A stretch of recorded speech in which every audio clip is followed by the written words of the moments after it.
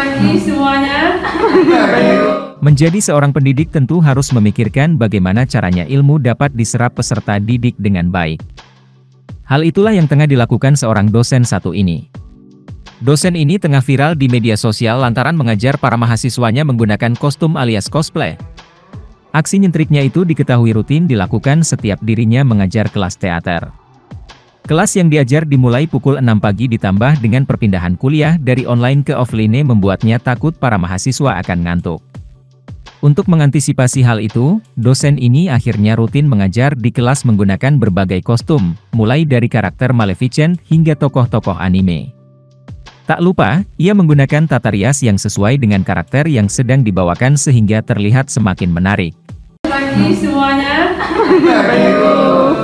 Pagi ini diajar oleh Pami. Terima kasih sudah nonton. Jangan lupa like, subscribe, dan share ya.